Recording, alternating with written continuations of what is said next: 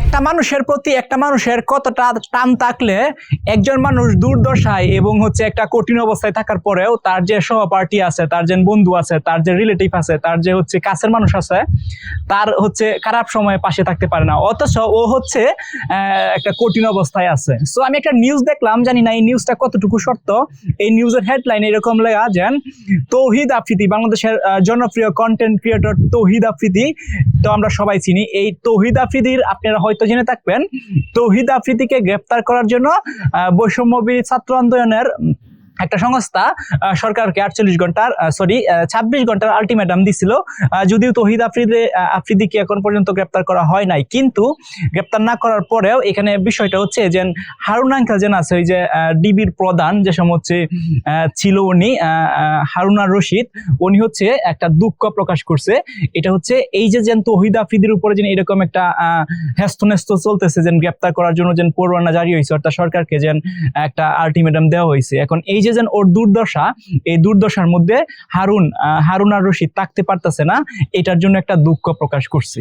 এখন জানি না আমি নিউজটা কতটুকু সত্য, সোশ্যাল মিডিয়াতে আমি দেখলাম, কিন্তু আপনি চিন্তা করে দেখেন যে একটা মানুষ হারুন আর রশিদ, অর্থাৎ ডিবি প্রধান যে ছিল, উনি কতটাই দুর্দশায় রাইট নাও আছে, সেটা আমি আপনি সবাই, অর্থাৎ বাংলাদেশের সব মানুষই জানে। এখন হারুন আর রশিদ কিরকম একটা অবস্থায় আছে, উনি কোথায় আছে কেউ জানে না। উনি দিন বাংলাদেশে তাকে ডেফিনেটলি ওনাকে গ্রেপ্তার করা হবে।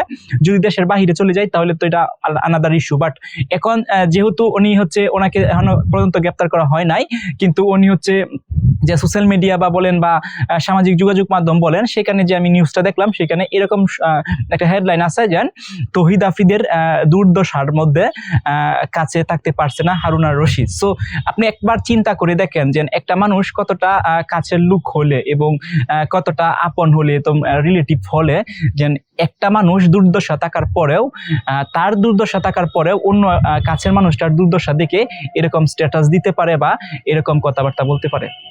সো এই বিষয় যে আমি রাইট নাও আমি আবার বলতেছি, নিউজটা কতটুকু সত্য আমি জানি না, বাট এটা অথেন্টিক কোনো সোর্স থেকে আমি নিউজটা পাই নাই, আমি এটা সোশ্যাল মিডিয়াতে পাইছি।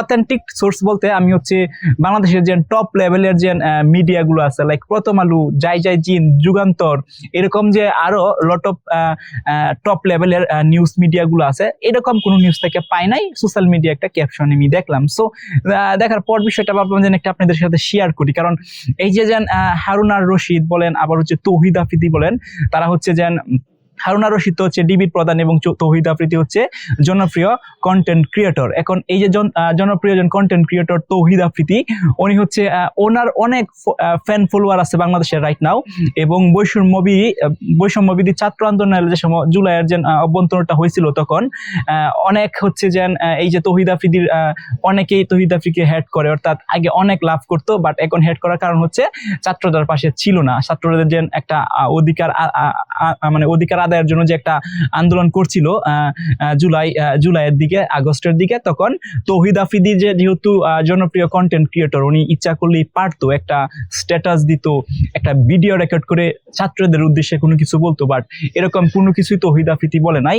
দ্যাটস ওয়াই বাংলাদেশের অনেক মানুষ তৌহিদ আফ্রিদিকে হেড করে। এবং এটাও জেনে থাকবেন যে তৌহিদ আফ্রিদির যে বাবা আছে, তৌহিদ আফ্রিদির বাবাকে অলরেডি বাংলাদেশ সরকার গ্রেপ্তার করছে এবং অলরেডি হাজতে আছে তৌহিদ আফ্রিদির বাবা। এখন তৌহিদ আফ্রিদিকে গ্রেপ্তার করার কথা হলেও ছাত্ররা 26 ঘন্টার আলটিমেটাম দিলেও কেন তৌহিদ আফ্রিদিকে রাইট নাও এখন পর্যন্ত গ্রেপ্তার করা হয় নাই, এটা বাংলাদেশ সরকার ভালোভাবেই জানে, এটা আমরা জানতে পারি না। বাট যদি ফিউচারে তৌহিদ আফ্রিদি গ্রেপ্তার হয়, ডেফিনেটলি আমরা সবাই জানতে পারবো, কারণ আমাদের হাতে এখন স্মার্টফোন, আর স্মার্টফোন আছে বলে আমরা ইউটিউব বলেন, ফেসবুক বলেন, আদার্স যে যোগাযোগ মাধ্যমগুলো আছে, মিডিয়াগুলো আছে, এগুলোর মধ্যে আমরা দেখতে পাই। সো এই বিষয়টা আমার একটু ওয়ার লাগছে যে হারুন আর রশিদ তৌহিদ আফ্রিদির পাশে রাইট নাও থাকতে পারছে না বলে দুঃখ প্রকাশ করছে।